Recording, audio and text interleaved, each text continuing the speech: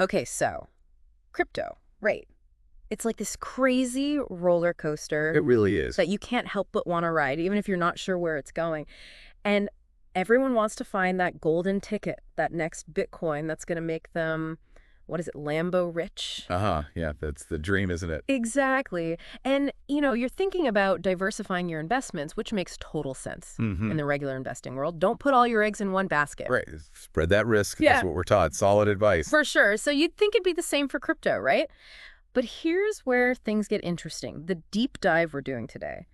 It's based on this article that throws a bit of a curveball. It basically says diversifying in crypto, especially among those top coins, might not be the best idea.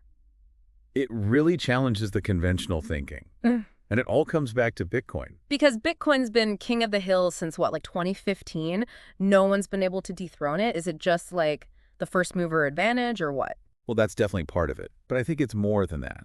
The fact that Bitcoin has stayed on top for so long, it tells you there's something fundamentally different about it compared to all these other cryptocurrencies that have come along. Like what? What makes it so special? Well, for one thing, there's this massive network effect. The more people use Bitcoin, the more valuable it becomes.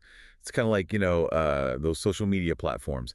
They get more powerful as more people join. Okay. Yeah, that makes sense. But how does that translate to it being a better investment than all these other coins? Well, this is where Bitcoin security comes in. Remember, we're talking about a decentralized system here.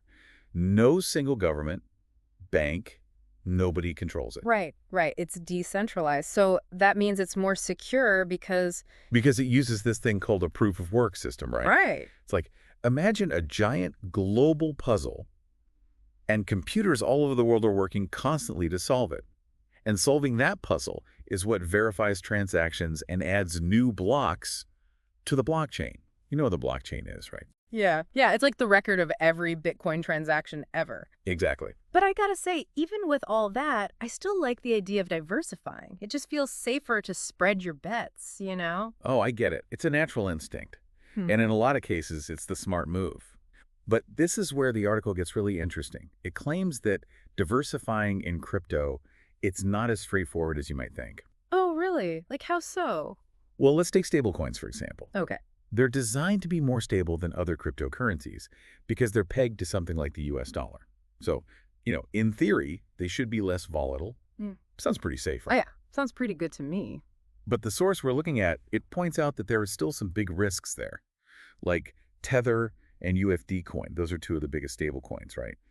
They're controlled by companies. Okay. So even though they're supposed to mirror the value of the dollar, there's always this possibility, however small, that they could be frozen, devalued, or even collapse completely if something were to happen to the company that backs them. Huh. I never thought about it like that before. Yeah, and it's not just stablecoins. Remember BNB, the Binance Exchange's own coin. Yeah. The article brings up a good point.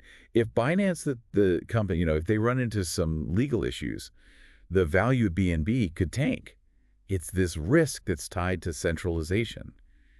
And that's something that Bitcoin, with its whole decentralized thing, just doesn't have. Okay, so you're saying maybe some of those top coins are a little riskier than they appear at first glance. Yeah, potentially. Okay. So besides the whole stablecoin thing, what else does this article say about the potential downsides of diversifying in crypto?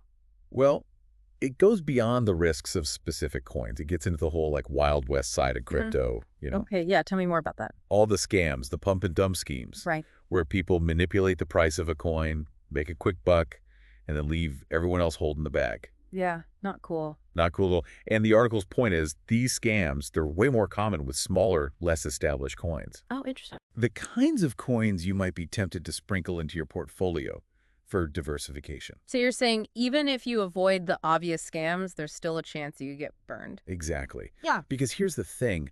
A lot of these altcoins, even though they might claim to be decentralized, Mm-hmm. they're actually controlled by, a small group of insiders. Really? Yeah, and this means they can be more easily manipulated, whether it's through shady trading or even just, controlling what information gets out there. It's kind of like the old saying, if it sounds too good to be true. It probably is, right? And remember how we were talking about Bitcoin's proof of work system and how it's decentralized? Well, this is where that really comes into play Hmm. because no one person or group calls the shots with Bitcoin. It's way more resistant to this kind of manipulation. Okay, yeah, that makes sense. But I gotta be honest, I still don't totally get how proof of work actually works. Can you break it down for me one more time? Yeah, totally. So picture this. Mhm. Imagine a huge global competition where everyone is racing to solve these super complex math problems. Yeah. That's basically what proof of work is. Miners, the people with the powerful computers, they compete to solve these problems. Right. And whoever solves it first, they get to add the next block of transactions to the blockchain. So it's kind of like a reward system. Exactly. Mm. And because this whole competition requires so much computer power, it makes it really, really hard for any one person or group to control the majority of the network. That's why Bitcoin is considered so secure. Got it, got it. So proof of work, good, got it. But you mentioned earlier that even Ethereum switched to a different system, right? Yeah, they did. Ethereum is the second biggest cryptocurrency, and they switched over to something called proof of stake. And this article we're looking at, it's not a fan of proof of stake. Not really, no. The biggest concern is that instead of having all these miners competing to add blocks to the blockchain, proof of stake gives that power to the people who hold the most coins. So the more coins you have, the more power you have. Pretty much, yeah. It's kind of like voting rights in a company. The more shares you own, the more say you have in how things are run, right? Right. It's the same idea with proof of stake. So this article is worried that proof of stake systems are more vulnerable to manipulation or censorship because of that. Exactly. Because a small group of people could potentially control a large chunk of the network. Interesting. So where does that leave Bitcoin? Well, Bitcoin is the last major cryptocurrency that still uses proof of work. So the article's point is Bitcoin might be more resilient in the long run. Now, to be fair, there are arguments in favor of proof of stake too. Some people say it's more efficient and scalable. Right. There are two sides to every coin, so to speak. But for this deep dive, we're sticking with the article's perspective, right? And it sounds like they're saying that just sticking with Bitcoin is a better strategy than spreading your investments around to all these other coins that honestly might be riskier than they look. Yeah, that's the main takeaway. The video really emphasizes sticking with what's established, decentralized, and, arguably the most secure asset out there, which in their view is Bitcoin. It's a bold statement, but I gotta say, it makes you think twice about diversifying. But is it really that simple? Should everyone just go all in on Bitcoin? So we've really dug deep into this whole Bitcoin only thing. Yeah, we have. And I have to admit, it's pretty convincing. But like you said before, there's always another side to the story, right? There always is. It's like anything else in the investing world. There are always different perspectives. And while this video makes a strong case for Bitcoin, it's definitely coming from a specific point of view, one that's really big on decentralization and security. Right. But what about the people who think diversification is still the way to go, even in the crypto world? Why bother with anything else if Bitcoin is supposed to be so great? Well, the folks who are pro-diversification, they'd say, yeah, Bitcoin's like the OG, the granddaddy of crypto, Hmm. but it's not the end-all be-all.